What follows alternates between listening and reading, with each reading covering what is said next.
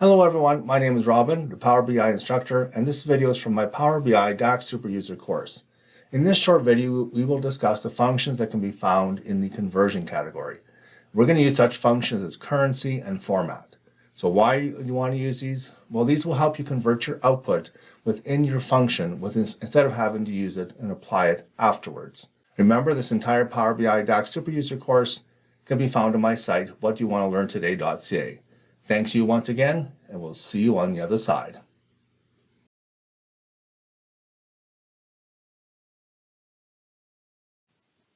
Welcome back everyone to this topic on conversion functions.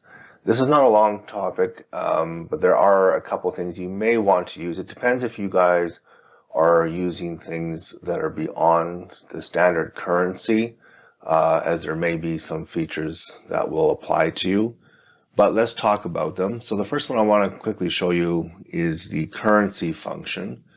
So right now, if we go over to the invoicing table, you should see we do have an invoice total there, and we applied currency through the column tools ribbon and the dollar sign here, decimals, etc. And this is where we've done most of our formatting.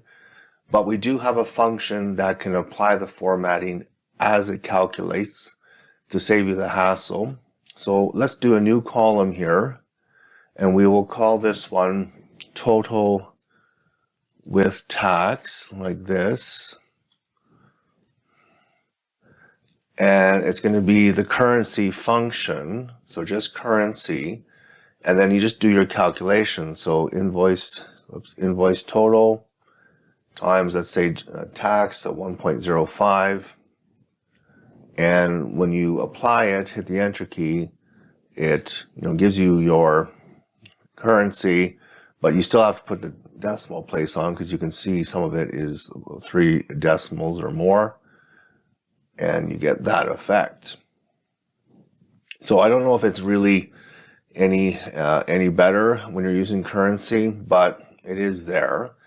The one that, again, it may be for you, if you're looking in the manual on page 55, you can see the next one that we're about to do might make more sense if you need things beyond currency. And let me demo this first, and then we'll talk to it. So I'm just going to adjust this formula, actually, and we're going to just delete this here, and I'm going to use the format function instead. So it'll be the same thing. I format the inverse total times 1.05. We actually need another bracket in here in the front. Forgot that. So basically you do the calculation within brackets, and then if you look at page 55 in that book, you can see you can tell it to be currency, fixed, standard, percent, or scientific. So basically, how do you want the answer to be spit out? So now I'm going to say currency. Just like that. We don't need, or it has to be in double quotes, like this. Otherwise, it thinks it's the function. Okay, and hit enter. So it'll go ahead and calculate and still spit it out in currency. But if you look carefully, look in the upper left corner here, it's actually formatted as text. So this is good, but not so good, because if I need to do that number in other calculations and summation, it's not going to work. So that's why the currency one may not be the best, but you do have others. It just depends what your answer or what you're trying to spit out. So you do have this ability to format it. Personally, I'd rather just stick with selecting the columns and using the formatting up here in the column tools. Much easier. It is an extra step, but I can control it a lot better. All right, so there's one more I still want to do here, and that's going to be in the rolling calendar. So let's switch back to the rolling calendar. And you remember we did most of this stuff in the Power Query Editor, where we use the buttons to separate year, month, and day. So what I want to do is show you a function on how to put those 3 back together and actually create the date again. So in the event that it is split up like that, how do you actually make a date? Okay, so from the rolling calendar, we're going to do another new column. And we are going to call this one rebuilt date. That uses the date function.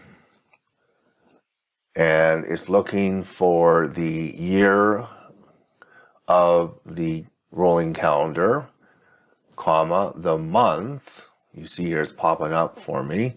So now we go month, a rolling calendar, and lastly the day of the rolling calendar. Oops, not the day function.